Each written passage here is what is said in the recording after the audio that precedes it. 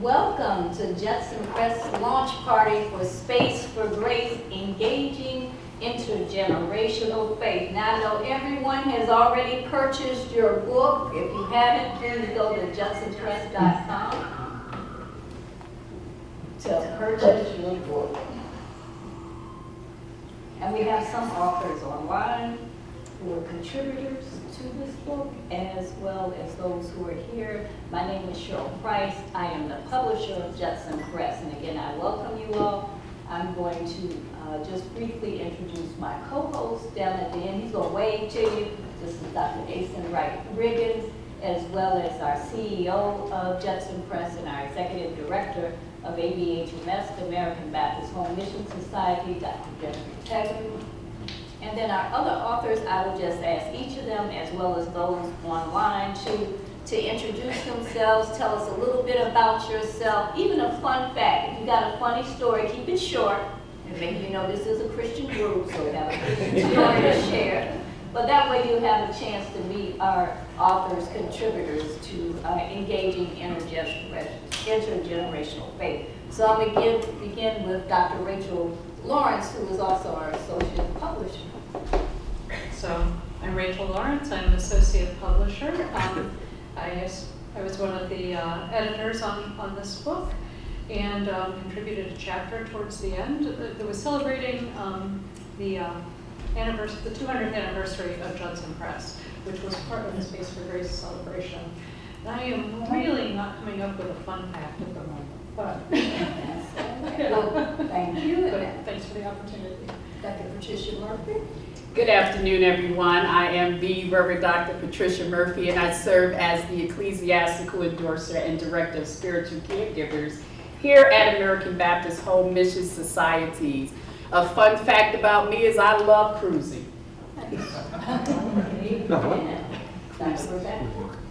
Oh, I wasn't expecting you to jump all the way to the end. So I'm the Reverend Dr. Rebecca Irwin Deal. I am former editor with Judson Press, so always excited to see the newest book come hot off the presses.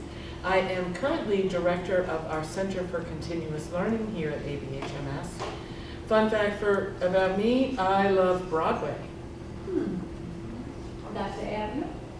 Hi everyone, I am the Reverend Ameco Bonilla, National Coordinator for Latino Ministries, and I am one of the authors in the chapter 5. And a fun fact about me, maybe there are many, but something that I can say. I love baseball, but it's not that. My favorite team is very bad, and they are the Pirates. But they're a good team. Yeah. They're the best team. And our online contributors and author, Dr. Willard Ashley, and we will start with Dr. Ashley as well as Dr. Marissa and Dr. Prince as well. So Calvin Lee as well, and then Reverend Michael Koppel. So in that order, if you would just share with us a little bit about yourselves, introduce yourselves, and thank you. Sure. Willard Ashley, born and raised in Harlem, currently living in Teaneck, New Jersey. I'm a psychoanalyst, American family therapist, certified group therapist, and I'm a retired dean and professor, somewhat retired, only ask my family to say no. And my fun fact is that my team is tied for first place, the Yankees. Thank you. All right, Dr. Marissa. Hello, everyone. My name is Marissa Prince. I am a JD, but I'm not a PhD yet. I'm currently in seminary at the School of Theology. I'm a co-founder, producer, writer with Calvin here of an initiative called Gospel. We create all kinds of creative content to challenge the church to grow. Great to be here. Thank you. Love that. Oh, fun fact. I love all things time travel. Okay. Dr. Campbell. Ooh, Dr. Capital. Like Marissa said, not yet, but knock on wood, we'll see one day. But name's Calvin Lee, and it's good to be with y'all. Born and raised in Boston, Massachusetts. We're getting our MDiv right now at BU.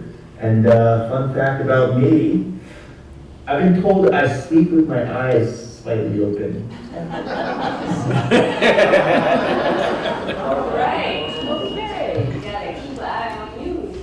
That's right. And Dr. Michael. Good afternoon, everyone. I'm Michael Koppel, and I'm Professor of Pastoral Theology and Care at Wesley Theological Seminary in Washington, D.C. And it's so great to see friends sitting on the panel and friends gathered here on Zoom. And a fun fact about me is I'm a daily swimmer. I haven't missed a day of swimming since the COVID pandemic began. Wow. Well, I wanted to ask Dr. Asen and Dr. Jeff to share a little bit more about themselves, but also to connect the book, Engaging Intergenerational Faith, because it comes with Space for Grace, but I wanted both of them to share the importance of Space for Grace to them and the connection of the book as well. So, Dr. Asen will start. Well, thank you very much, Cheryl. Age Sandwright Reagans, and it's a privilege to serve for 24 years as Executive Director for the American Baptist Home Mission Societies, and was bestowed a really important honor in being named Executive Director Emeritus. I was thinking a little bit about Space for Grace and what was part of the motivation for me, and really I think two things were happening in my life around that time. One, I had one of my staff members, a very pastoral person, used to all the time ask me how I was doing, and I'd tell her exactly how I was doing. And then one day she asked me the question, do you realize every time I ask you how you're doing, you would sigh, and then you would say, I'm tired. I had not Recording in progress. I had not realized how often I said to her, I'm tired. In fact, I didn't realize I was tired. But I came to understand that I was not at all tired of the work. I was tired in the work. And it occurred to me that many people, particularly those who are involved in ministry, giving their lives, pouring their lives out to people, never really having an opportunity for themselves, never having an opportunity to refresh themselves, might be tired in the work. And I think that was part of the impetus for Space for Grace. Another thing for me was I'm thinking about when I was in college. In college, I had already been preaching maybe 15 years. I was a board preacher starting when I was 7 years old. I was licensed when I was 9. And I was in an introductory speech class. And we had an impromptu speaking day one day. And I got up and did my thing. All the students rated me. I got A's or A minuses by the students. And the professor came to me and said, Ace, I'm going to give you a C. I looked at him shocked. And he said, you need to realize that you are good, but when will you decide to be more than good? And I began to think about how that applies to ministry. That sometimes we are good at what we do, but when will we decide to be more than good at what we do? I've been involved in ordained ministry since 1975. And I realized that my reach and connection really reached back to people that perhaps had gotten involved in church work in the early 50s, ordained, and then reaching towards those that I could relate to and relate to me, perhaps ordained in 2000, so that 50-year span. But it became important to me to begin to say, how do we get to a point where I can be more than good, others can be more than good, and finding a time for 3 or 4 or 5 days, coming together to say not to rest on laurels, thank you, laurels, but to decide how can we begin to be more than good and not be tired of the work, not be tired in the work as we begin to take time with other colleagues to grow and to refresh ourselves. So that was part of the motivation or genesis for me. Sure. Good afternoon, everyone, and I'm Jeff Haggray, Executive Director of the Home Mission Societies, and it's always so good to be in the presence of all of you, and especially my predecessor, Dr. A. Sandwright Riggins III. When I came to ABHMS 10 years ago, this week or next week will make 10 years, the planning for Space for Grace that Eitan was just speaking about was already laid, pretty much. The staff were hard at work, getting ready for the first Space for Grace conference in Los Angeles, which was designed to coincide with Eitan's retirement.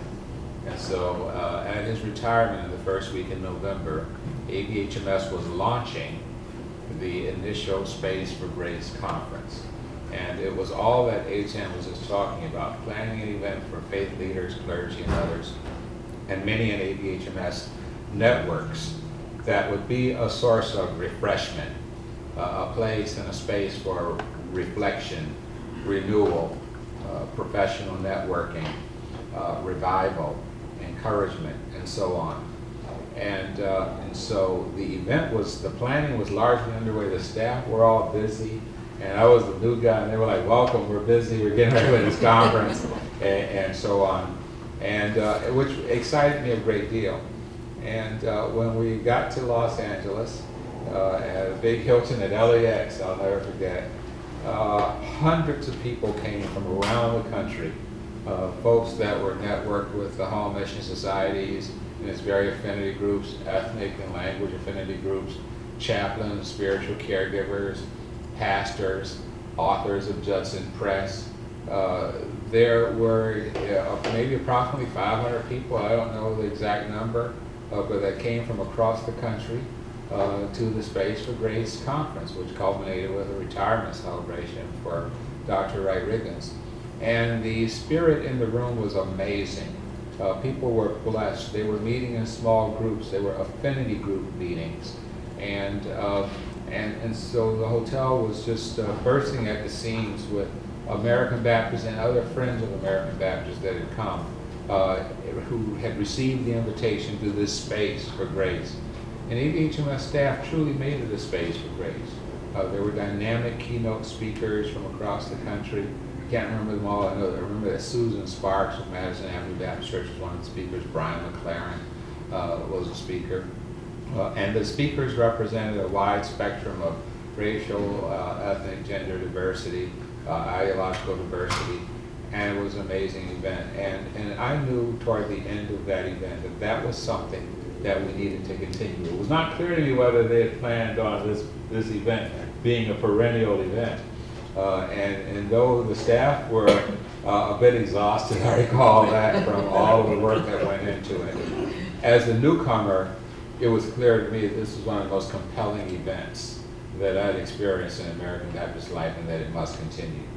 And so we decided that, and I was so excited by it, that I was like, going forward, I'm going to be the convener of the planning committee, because anything that's working that well, I wanted my name to be associated with it, quite honestly.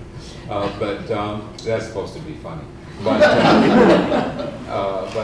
I know something that's successful and that's impactful when I see it. And it was like, this we have to continue. And we have continued it. We met again in 2018 in Philadelphia at the Lowe's Hotel. We met a few years later in Kansas City at the West End Hotel. We met in King of Prussia at the hotel, the Marriott Hotel on 202. And every round goes higher and higher. Our friends come to this event. It's a space for clergy, it's a space for grace, for those who are tired, for those who feel isolated in the practice of ministry, for those who are looking for new ideas, who are wanting to understand what's next, and so on. And each time around, we pray deeply around what is the Spirit saying to the church? What is it? What should be the theme? It's not something we take lightly. We talk long. We have a few sessions just devoted to that. We pray about it. We reflect. We listen. We don't decide in a hurry. We take our time to go back and forth about, is there a scripture that's in space? There's something that's strident in the life of the church and in the lives and experiences of leaders that should be the focal point for the meeting. And I'm really excited that the last time around, coming out of the pandemic, the theme was testify, tell your story. But the last time around, it was intergenerational faith. And we're going to be talking about that today because of this sense of wanting to really pass on faith leadership to oncoming generations. and it was about the intentionality that is required on the part of the church and on the part of faith leaders. You know, Apostle Paul, in the scripture that we often cite when celebrating communion, he says, I have passed on to you what was passed on to me, that on the night in which our Lord was betrayed, this tradition of passing something on. And faith leadership requires a certain amount of intentionality, and that's what is at the core for me of this topic on intergenerational faith. Thank you so much.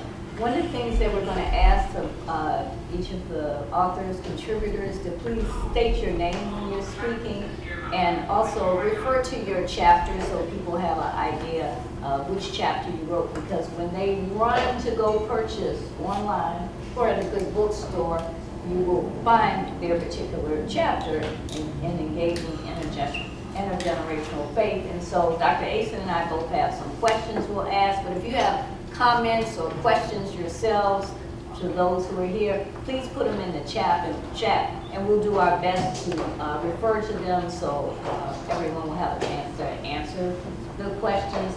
And so Dr. Asen, if you could start with Dr. Rebecca there. Sure.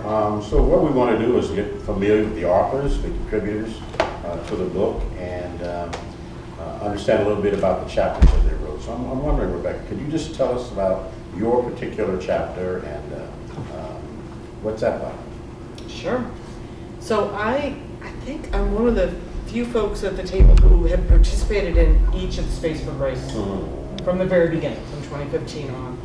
And this last year, I had the privilege of serving on the theme planning committee and was part of a group of colleagues who said, we're coming out of pandemic. We're still reeling from everything that happened in that era. How are we going to find something relevant and new to say to God's people through the next Space for Grace? And so I was invited to write one of the introductory chapters to kind of set the stage and explain why we chose the theme that we did. And in reflecting on it and I was remembering how many ideas hit the table, when we're planning as a staff. There's lots of ideas and lots of words. But what started to surface was this intersection of two key trends and two key needs. And that was, on the negative side, we know our congregations are graying and aging, and we know that religious disaffiliation is on the rise. At the same time, we know at ABHMS and in Judson Press that we have a vibrant generation of leaders who are still active, no matter how tired they are, in the work and through the work, and this dynamic generation of new leaders who may be reimagining what it means to be the church, but they're still doing it out of a vibrant and deeply seated faith in God. And so that's what my chapter is about, just reflecting on that process of settling on a theme at that intersection of hearing across generations about where we can still work together and have a vibrant church. Thank you. Good, Abner. Tell us again who you are and the chapter you wrote and why you wrote it. I'm El Coto Bonilla. I am the National Coordinator for Latino Ministries here at the PHMS, and my title is Theological and Philosophical Approach for an Intergenerational Faith. And when I heard about the topic, it is a topic that I have interest, and we have been working on this topic in Latino ministries, because when we had an event here with different cultures, we have around 25 leaders from Latino churches, congregations, and the main topic was that the challenge for the churches to include other generations, specifically youth and young adults, but when we think about intergeneration, we think about everything. And when I was working and thinking and discerning on this topic, I used some examples of experiences that I have been living, in the sense of having a picture of how generations can be engaged with each other, since I was a lay leader as a first stage, then as a professor or teacher in a Baptist academy in Puerto Rico, and then as a pastor. And I share some things or the role that the church have been taking in this, some failings, but also taking into consideration some good options for intergenerational faith. Great, thank you. Dr. Ashley, if you're online, if maybe you can just share, tell us, remind us again who you are, and tell us why you wrote your chapter. Sure. So, Willard Ashley, and my chapter is Breaking Barriers and Building Bridges. And when you are a descendant and a cousin of Jackie Robinson, you've been doing that your entire life. Those are the stories you've always heard. My cousin Barbara Walden was the first black woman to bring black cosmetics into the major stores. So it's in the DNA. And there's a host of other folks in the family that have been breaking barriers and building bridges. And so it just seemed, there was a point in my life I had retired as the dean and professor at New Brunswick Theological Seminary. What's the next chapter? And so I started doing full-time psychoanalysis in addition to being a pastor of 40 plus years. And wasn't searching for it, but all of a sudden I started getting young teenagers that wanted to do therapy with me. And I'm like, but I'm the old guy. Like, no, you bring a lot of wisdom to the room. And I realized that they would come back. I was like, whoa, wait a minute. And they come back. And the practice kept growing with more and more people under 20 showing up and staying and telling their parents, I love being with this guy. Like, oh, wow, okay. So what were the lessons to be learned? And how did you break those barriers of quote unquote age in a world of ageism? And how did you reach people that you thought maybe you couldn't reach? And so I was blessed. My wife's a pediatrician, and she says, well, you can do it. Like, oh, it does, honey, you can do it. Like, okay, I trust you. And I'm like, well, you're right. It was able to be done. Part of it, I think, was the threefold approach. Obviously, competence. You have to be competent, you have to know what you're doing, and have an appreciation of that you can help people heal in their pain. But then I think the second thing is being able to connect. A lot of times people are very good at what they do, but they just can't connect with you. And so being in a space where I'm good at what I really do, from what's off, but also that we can connect. And I think the third thing that really helped was creativity. That you learn the theories, you teach the theories, you know what they are inside and out. But people don't come to learn about your theory, they come to get help. They come for healing.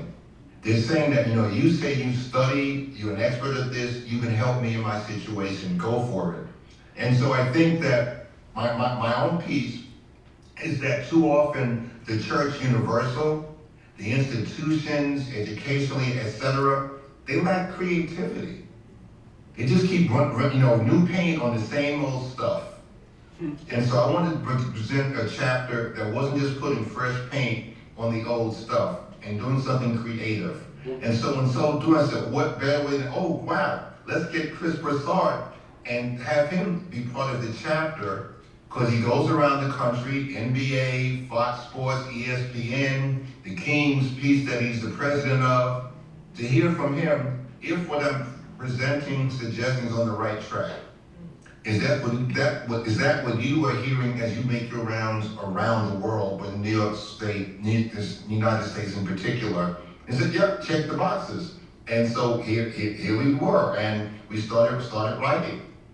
Thank you for that. We'll come back to that when we talk a little bit about some of the connection intergenerationally. But I wonder here at the table, I wonder if I can turn to Dr. Patricia Murphy and just share a little bit about why did you decide to write your particular chapter? What's that about? Sure, thank you. Thank you so much, Dr. Ace, for allowing me to share this with you this afternoon. When I first came on staff in 2017, I met the first Space for Grace in 2018 in Philadelphia. And it was Space for Grace 2022 that Dr. Haggray said, you know what, I want to prepare and open up a space for chaplains, pastoral counselors, spiritual directors, and other spiritual caregivers. So we were excited about being able to be included in Space for Grace. And we were so grateful that it was recognized that we too experienced not being tired in the work or tired of the work or tired in the work. And so when I was invited to write this chapter, chaplains leading from the inside out, that would be chapter 3, page 12. All right, there you go. It was born out of a deep conviction that spiritual leadership must begin with inner transformation. So as chaplains and spiritual caregivers, we are often called upon to be a calming presence, a source of strength. But that only happens when you've done the inner work yourselves. So I wanted to explore and to share with the readers how important it is to lead not just with our titles, but lead with our personal testimonies. Wow, thank you for that. Thank Thank you. Dr. Rachael, would you just share a little bit about your chapter? Sure. Rachael Lawrence. Rachel Lawrence. My chapter is The Wheels of Intergenerational Faith Keep Rolling. This chapter reflects on the 200th anniversary of Judson Press, which I believe was kind of an auspicious occasion.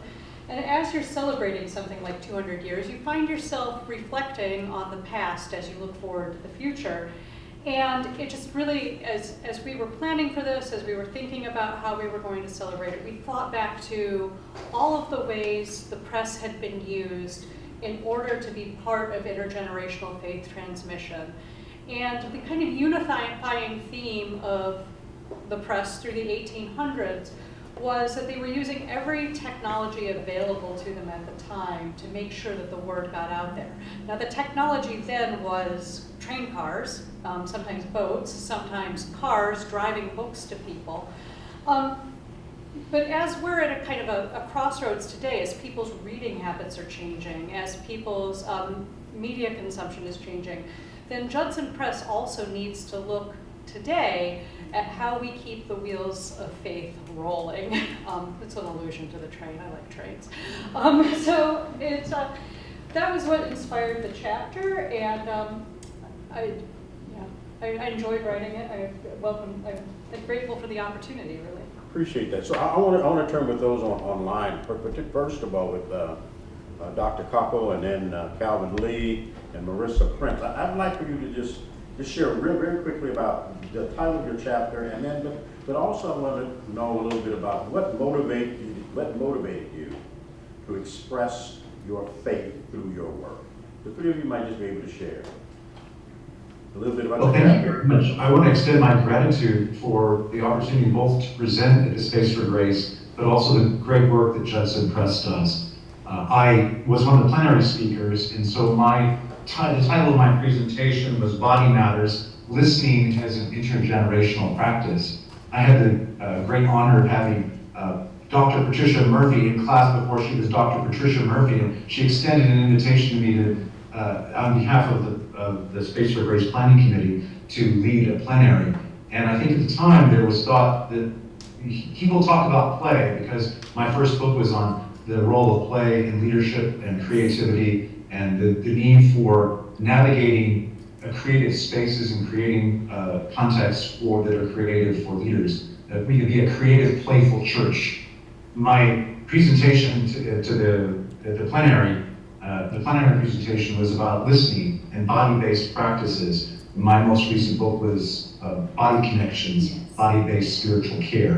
And it's my strong, I can't state it strongly enough, conviction that our listening needs to be more than just with our ears. It really needs to be whole body listening. And so churches provide contexts where bodies of all generations can come together and extend hospitality to one another. And it's in and through that body connection and that listening that faith grows and emerges, and we experience something of God's blessing and wonder, and are also called forth, as we all know in our time, to do the work toward justice and the healing of the world.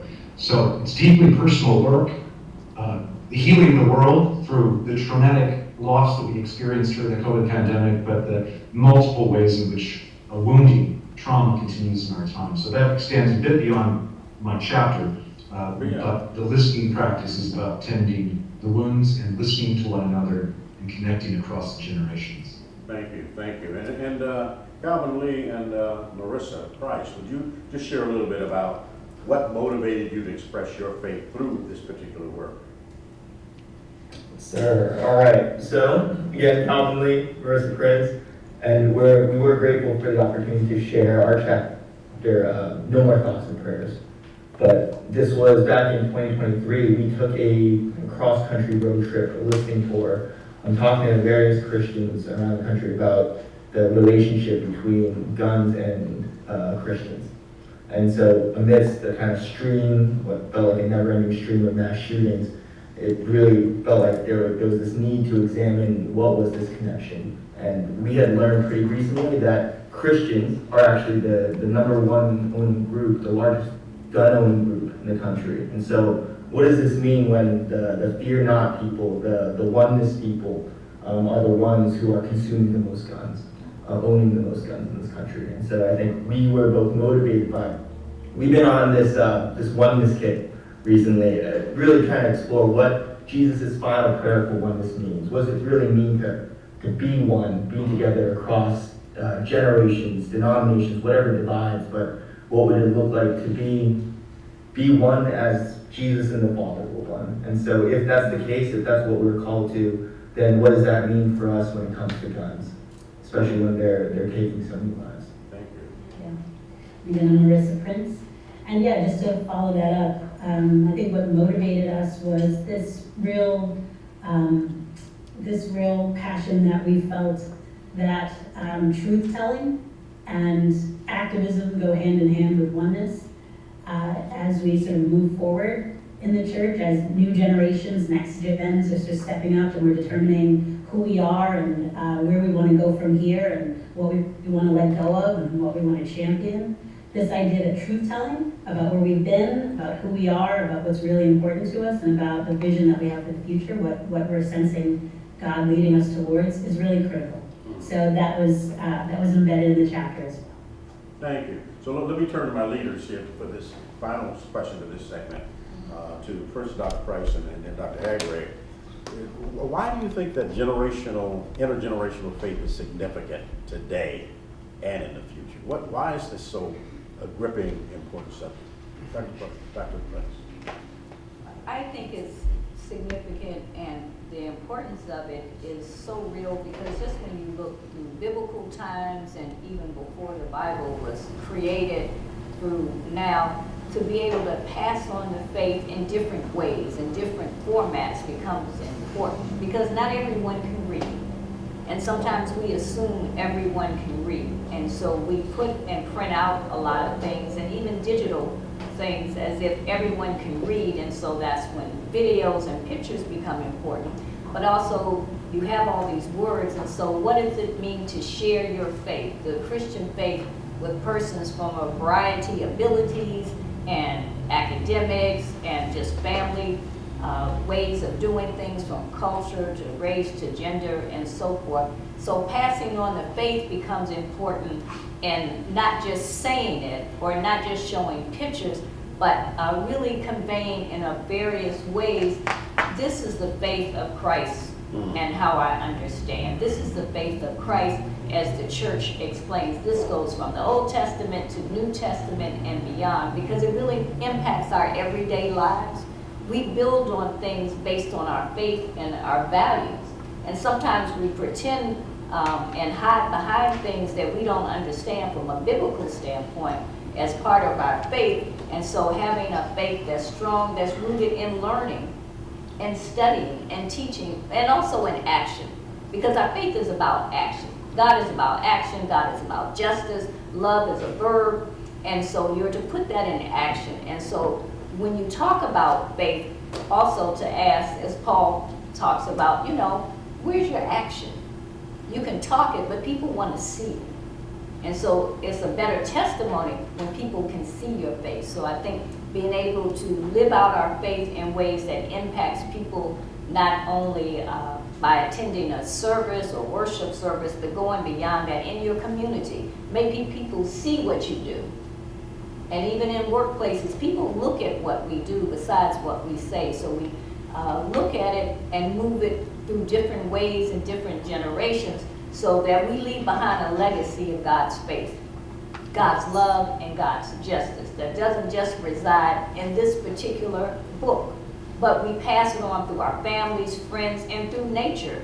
And sometimes we act like God is not involved in our environment.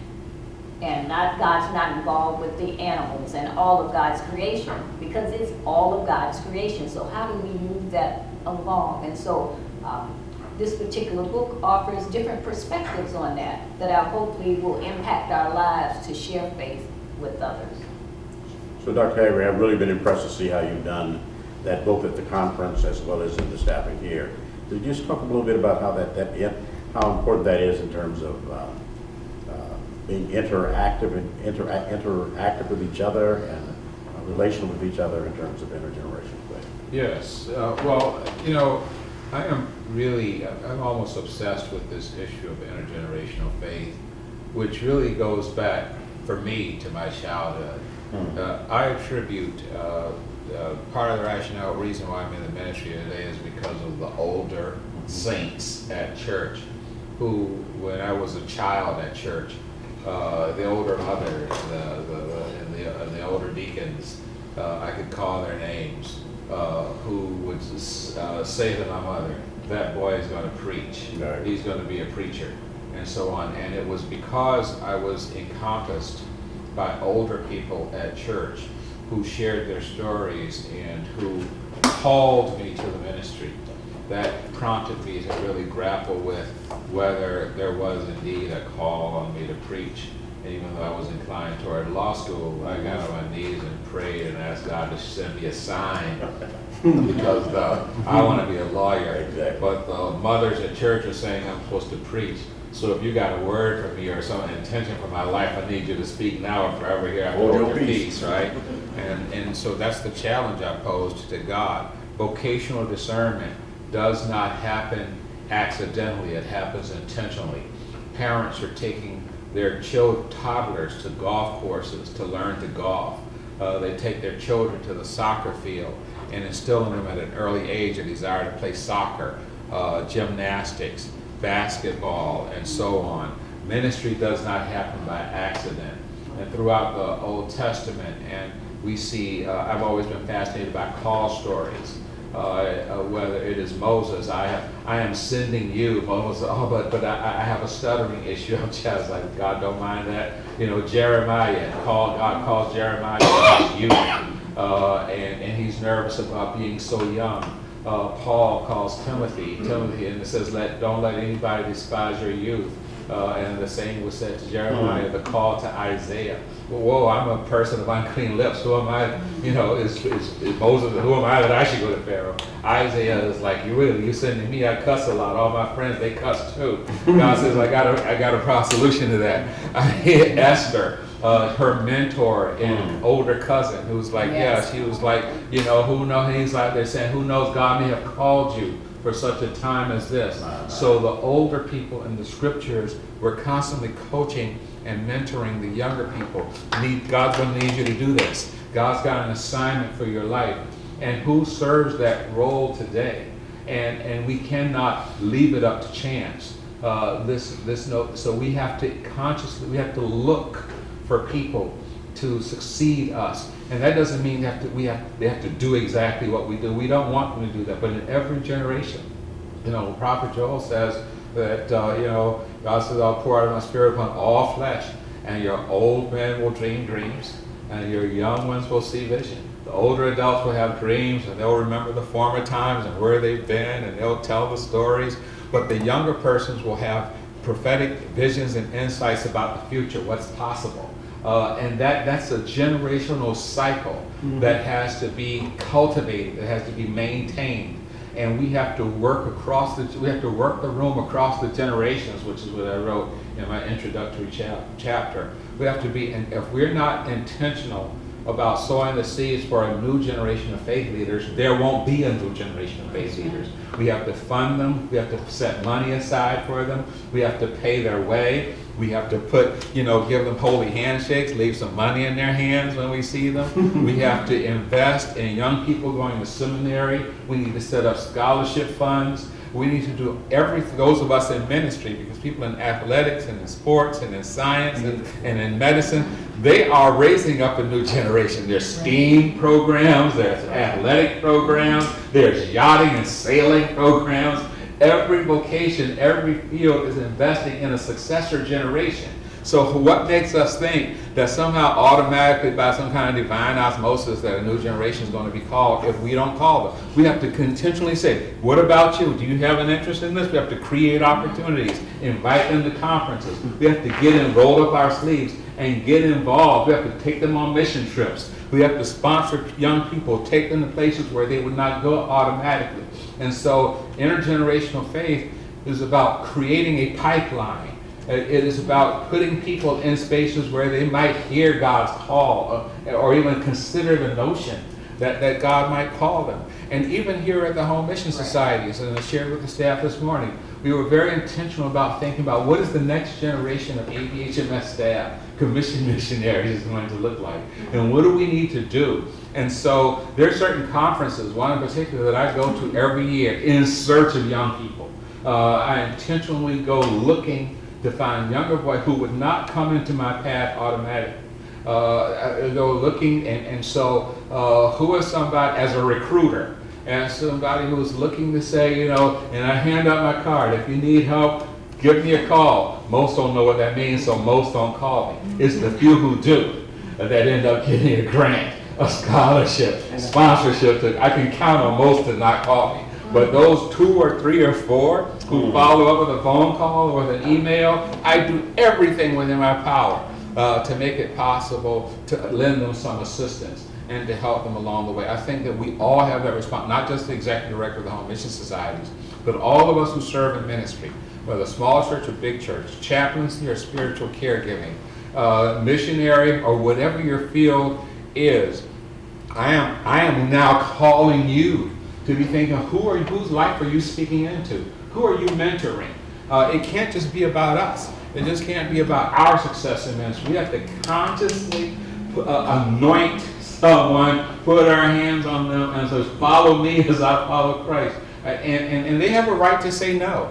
But don't let the prospect that they may say no discourage you. Everyone in this room, everyone listening to my voice should have some younger person, and not just your son or daughter. You should have somebody whose life you are touching, some younger person that you are mentoring, that you are investing in, that you are assisting. So this intergenerational faith for leaders, for me, is about vocational discernment. It's about a concern for the future of this profession. It's about calling the best, not people who just can't find anything else to do, but calling the best, people who are talented, people who are motivated. Perhaps it's Uncle Mordecai saying to Esther, who knows? God may have called you for such a time as this. So I get obviously very excited when I talk about this topic of calling forth the next generation. We have to call them forth. Yes. We have to say, rise up. This is your opportunity, because we can't design the future church for future generations. We can't write the future hymns for future generations. We can't write the future Every generation has its own poetry, has its own art, has its own music, its own anthems, its own litanies, its own prayers, its own statements, and so forth. So don't be that person who pushes back against the music. If you don't like screens and worship and church and contemporary song, maybe it's not for you. It's for the generation that they have to reach, and so forth. And so God keeps sending, almost like waves. God keeps sending in every generation of people, and it becomes our responsibility to make room, to create space for persons to hear the call and then to prepare for it. So, and I think that's what Space for Grace is all that's about. That's it. So I just feel the need to call a name right now, as you were just sharing that and how excited you were and the prophetic in that proclamation. I think about, if it were not for 52 years ago, Dr. J. Alfred Smith investing in me and laying hands on me and inspiring me and encouraging me. This saint saying you can, and go forth. And I think that's part of what this book is really all about, and inspiring all of us to both receive and give for the future generations. So Dr. Price, maybe share a little bit about what's happening online. In line with what Dr. Haggray has talked about, as well as yourself, It makes me think of how in our culture, we're very, very much youth-oriented, from commercials to clothes to whatever.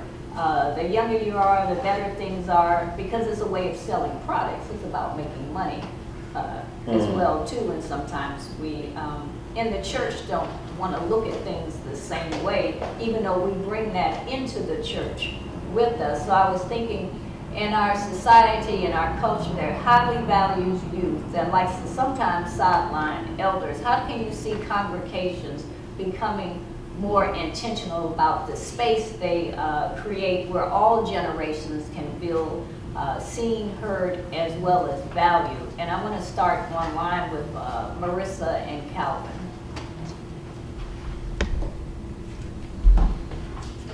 Thank you, Dr. Price. Yeah, I personally have seen an intergenerational transfer of power at a church that was really meaning for it to go well, and it was so horribly wrong. And so many elders felt isolated and tossed out and ignored. And it really had a deep impact on me. I'm somebody who's had relationships with older saints, older mothers, older folks who I've loved and respected, and to see them sort of not only feel like they lost a place in a church, but feel disempowered or disrespected. It was clear to me years ago when this happened that that's not the way things are supposed to go in the body. It might have failed in real life, but ideally that's not the way it's supposed to go. So my answer would just be, I think the church, all of us, we have to be really intentional about creating intergenerational spaces within our sanctuaries, within our ministries. A ministry that I was a part of in church, the TV ministry, they did it really well. A lot of our members were 60 plus, alongside 16, 17, 18-year-old folks who were helping teach them about the cameras, teach them about the boards, teach them about the screens. And what I saw in that experience was so many young people who perhaps didn't grow up in intergenerational households. They didn't have relationships with grandparents, but they came to become really close with older brothers and sisters in the faith. And they really made relationships that changed their lives and trajectories, even into ministry. And so, I would just say intentionally creating those spaces and really trying to get rid of whatever it is that we're carrying that says, if it's 20 and it looks young, that must be what's best for us. What's best for us is for all of us to feel like we're occupying our spaces, we're doing the work that God's called us to do, and we're valued in our churches. Calvin? Yeah, I think I'm going to piggyback off that. Similar experience. I grew up in a kind of first-generation Korean immigrant church, and so English wasn't always the primary language. But a lot of these families, they got this was a church that I grew up at. And so we got to the stage where a lot of the kids, we had gone to the point where we had either graduated from college or were in college and kind of coming back to the community. But the church had yet to kind of form like what they would call an English-speaking ministry, but a young adult ministry. And it was a real point of contention. And I think a lot of people were actually hurt. Wasn't in the budget to hire a English-speaking pastor. And a lot of us, unfortunately, because of the generational gap, but we had lost our language of origin. And so it was difficult for us to go to the kind of primarily Korean-speaking services. And so there was this gap there, and there was actually a family that gathered us in their home, like every Wednesday night. And that became church for us, and a lot of us who were in that kind of cohort, we were all kind of serving with the youth group. This was the youth group we all kind of grew up in, and so we came back to serve the kids. So even then there was some intergenerational transfer there, but this family kind of gave what they had, their time, their space, their resources to create a home for us when felt like the institution, the church, the organization itself, for whatever reasons, couldn't fill that gap for us. And so I think that was a moment where, okay, even if we can't all get on board, like who are the folks that are positioned, that have what it might be necessary in that moment to create space, to create a home for us where we can grow, where that transfer can happen, where we can learn from each other, where we can imagine together, where we can build the body, build this church that we all love and we're connected to. It felt like that space, though it wasn't on Sundays, that was where it felt like God's Spirit was moving and brought us together. Amen. It's just a reminder, church doesn't always have to happen on Sunday, nor does community have to just be on Sunday. We can be gathered together in different places and different spaces. And Dr. Michael, Dr. Ashley, could you respond also about how churches can make intentional spaces for everyone to be heard, seen, and valued? Thank you for the question. With so many wonderful responses, I find myself as passionate about supporting and encouraging the next generation as all the others. Hearing Dr. Jeff speak so passionately, and also then being aware of what I just said recently, the emotional response of really body care and body listening is really, the church offers a space for intergenerational connection unlike many other spaces in the culture. And I know that not all congregations have the level of intergenerational connection they'd like, but that exists is really a gift to the church, and I think that building on that gift requires some leadership practices. I myself was a young seminarian. I went to seminary, I taught English in China after I graduated from college, but then I went to seminary.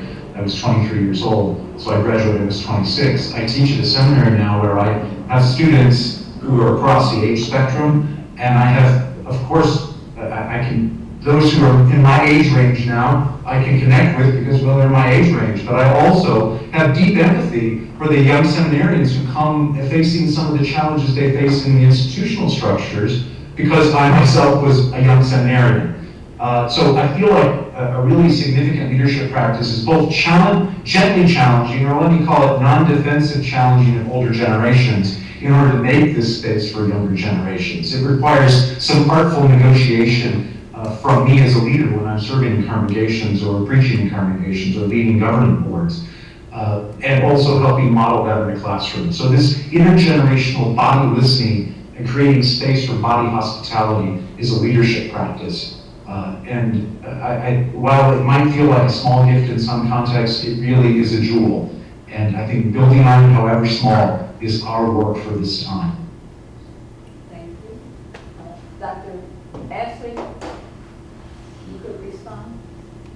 So on Sunday mornings, we have this wonderful gift and challenge. Depending on your congregation, you go from infants who are crying in the middle of the sermon to seniors who are running out to the bathroom because they took their water pill, and all those in between. And you go from no D's to double D's, MDs, PhDs. All of those folks are sitting in front of you saying, is there a word from the Lord? And so we do intergenerational ministry every weekend. It's always before us, whether you're talking to the youth group, you're talking to the elders, to those who lost their spouse, to that whole different group of people. So you're constantly wearing different hats. And to what Dr. Michael said, the importance of listening. And I agree with you, we can't listen enough. And so the blessing for me is being a psychoanalyst. I learned to listen differently than what I was taught in seminary. It is what it is. I had to stop lying. You said, are you analyzing me? No, yeah, I am. Okay, so get over it, all right? I am analyzed. Get past it. All right, next question. And you listen differently. And you listen with your eyes. You listen, you look at respiratory rate. You notice when I mentioned this word, you shifted in the chair anxiously or something. I tease some of the guys and the girls that I work with. They're in the NBA, WNBA, NFL, etc. And so there was one guy, I called him Sunday night and says, what time do you want to meet tomorrow? He goes, why? I said, I just saw the game. He goes, wow, that was cold. Yeah, I was watching you, you know, I saw what you did on the field, you all field stuff. I was listening. And so part of what we don't do well in church is listen. Yes. We have a preset service, we got the songs all figured out, we're gonna do this and do that, and people are talking to us all throughout the week. They're talking to us throughout the worship service, and we've just got our head down looking forward and we don't listen. And I'm of the belief that when you take the time to listen, that you learn. And that we are should be in a constant state of learning. And that only comes when you get involved in the listening process. And if you listen and you learn, then you can live. And not only can you live, you can allow others to live. And that's how I end in the chapter about breaking barriers and building bridges, is what does it mean to live across generations? Because we live differently. You get a certain age, you talk about, falling and going to rehab and breaking stuff, and you get a younger age and you're looking like, oh, these older folks didn't do a good job. Well, thank God we're here to kind of fix things now. Oh, okay. You live, and sometimes you realize that, you know what, these old bones can do some stuff I didn't think I could do any longer. And you celebrate that. And then sometimes your mind takes you one place, and your body says, I don't think so. But it's all part, you live until you can't live any longer.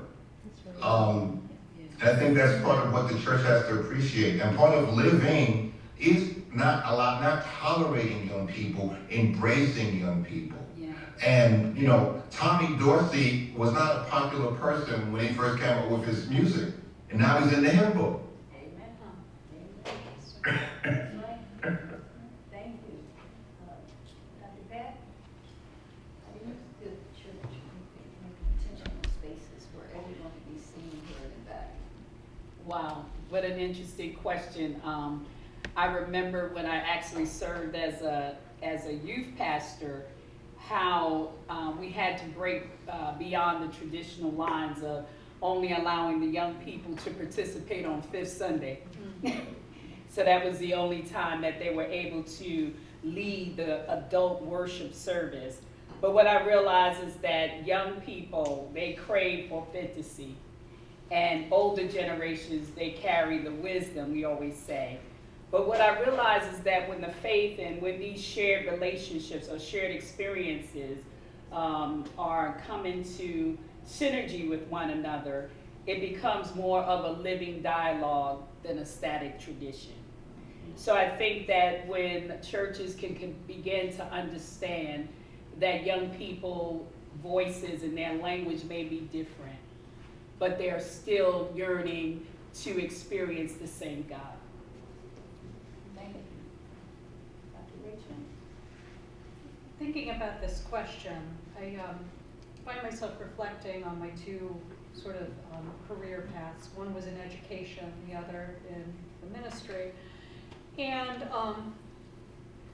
I think about the church as sort of in opposition to what's set up in schools. So in schools, everything is highly stratified. You are stratified from age at every step along the way, but there are further stratifications. You find that people get stratified out due to ability, due to differences in their economic levels, and for all kinds of reasons.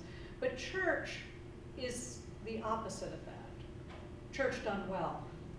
Church done well is entirely inclusive, that you can be 6 years old and have a friend who is 86. Mm-hmm. You can be somebody with Down syndrome and have friends who are completely, who are brilliant by any measure. And you can have friends who are from different cultural backgrounds. So I think it's really important for the church to embrace that about ourselves, that we are set up to be a diverse body. We need to figure out ways of incorporating people of different neurotypes, people who bring various perspectives, theologically and otherwise. And when we embrace that, I think we'll find that we start undoing the damage of the last 20 to 30 years of losing people and having generations fall away from following.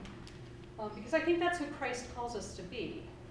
Christ calls us to love others as he has loved us, and we need to transmit that to everyone alive.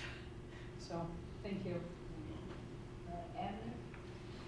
Following the importance of learning, I think it is good to learn about and from each generation, and that includes having conversations and knowing each other.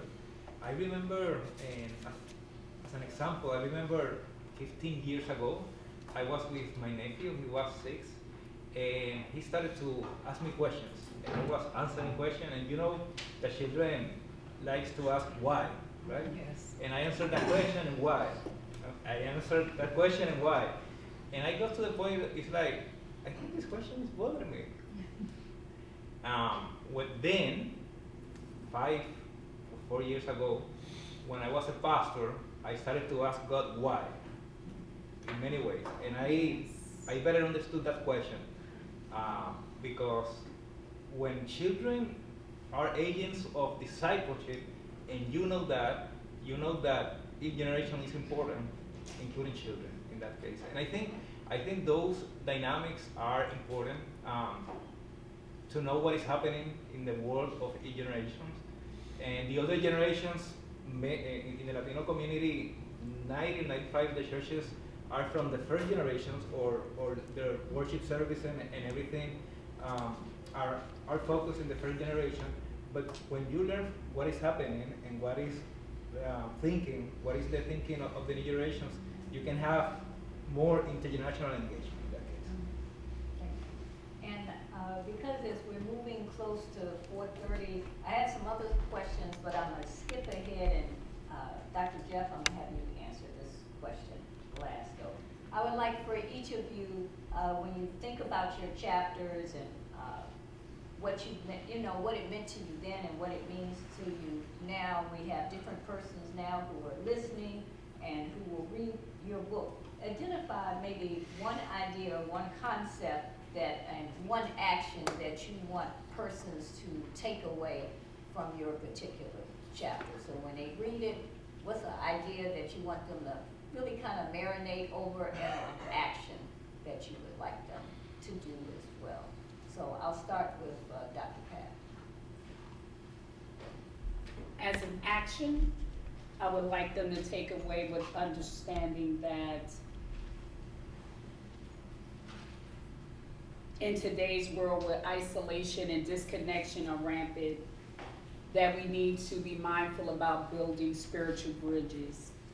And the spiritual bridges does not have an age limit. That the young and the old and the in-between all have value, and they all have something to offer. So I would want us to consider that all voices matter when it comes to intergenerational faith. Dr. Rachel. I would like to encourage people taking a takeaway from my chapter to read, to engage in consuming different ideas about our faith, and to really wrestle with what people are writing about, whether it is in books, blogs, or in various podcasts. Because it is through us dealing with these various ideas that our ideas about faith grow and become stronger. And so I guess that's both my action is read. Get out there. Yes, I will say that one of the key points in my chapter is the importance to recognize the general assumption that we have had, and how can we improve our relationship with other generations. And yes, and to share that a community is something that we have to understand, that as I think it was Rachael did mention, the community is not isolated groups, but one group with each generation. In that case. Yes. All right, thank you. And Dr. Ashley, we'll start with you. One idea, concept, or an action you want readers to take away and our listeners today. The title of the book, to begin with, Breaking Barriers. Break the barriers of geography, of language, of sex, of gender, of orientation, of economic status, etc. To break those barriers. And then secondly, not just break the barriers and pat yourself on the back, look how great I am, but then to build bridges. And building bridges clearly means understanding other people, taking the risk that you're going to learn something about people you didn't know. And you may find out, this is really the therapy part of me, so, and maybe you were wrong about them. Yes. Yes. All right, thank you. Yes. All right, Dr. Michael? That God's story and our stories are interconnected, and that story lives in and through our bodies. So stopping, pausing, and breathing, and knowing that our body story is connected to God's story and one another's stories. So that connects us and can we stop, breathe, and realize our stories are interconnected, and we don't know the full extent of them yet. Thank you. And Marissa, Calvin? Yeah, just to follow up on that, I really feel like imagination is so key. Spiritual imagination is important. And this idea about connecting with folks across generations, if you're older, if you're younger, it doesn't even matter. The idea of allowing the Holy Spirit to stir within you to make you ask, like, what am I not thinking about? Can I think about this another way? Is there another way of doing things? That's a powerful thing. It's also a necessary thing that we're gonna have to implement if we're really gonna be able to move someplace together in a new way. Thank you. And I think for me, Dr. Price, I'm going to double down on what you were saying earlier. Like action. I think a key takeaway would be, we don't have to live this way. Like where we're at now, we don't have to live this way. I think God's Spirit is in us. We have what we need. And that Spirit has empowered us and enabled us to do more than it's not just thoughts and prayers, but we can do more than just prayer. Yes. And just think about it. And so I think people are hurting right now, and so I think the world is waiting. And so church, I think, we don't have to live this way. We have what we need. Man, we don't have to live this way. I'm letting you know now, I'm borrowing that as a sermon title. So I'm giving you It's all you. You got it. Dr. Haggray? Sure. Well, the takeaway that I would want folks to have from the book and from what I said in the introductory comments is I really want folks to demystify the concept of call. There's too much mythology around call, too much mystery around call. All are called. We call forth people to faith leadership, no matter if they have a health science orientation, engineering orientation, business orientation, discipleship, phys ed invitation. We call them as followers of Christ, as disciples, so that their leadership strength arise to the top. And there is no conflict between having a passion around health or science or education, engineering, and proclaiming the good news. Those things may go hand in hand. And some will decide that the passion will, because the passion and God's hand on their life or the work of the Holy Spirit in their life will stir them so much that they will tell the story, and that they will want to share the faith and so on. So when I'm talking about calling, I'm just not talking about calling to preach the gospel. Yes. I'm talking about calling to be faith leaders. We need a new generation of people who stand tall, who stand firm, who rise up in their faith to become all that God wants them to be. And it'll be enough for them to tell their story. And let me just say, when you look back at the ancients, it's not clear to me, especially in the Old Testament, that they were preachers. Was Abraham a preacher? Was Esther a preacher? Was Mordecai a preacher? These people who followed God's call in their life, they didn't go to seminary. They were not ordained. And yet, thousands of years later, we are talking. Was Sarah a preacher? But they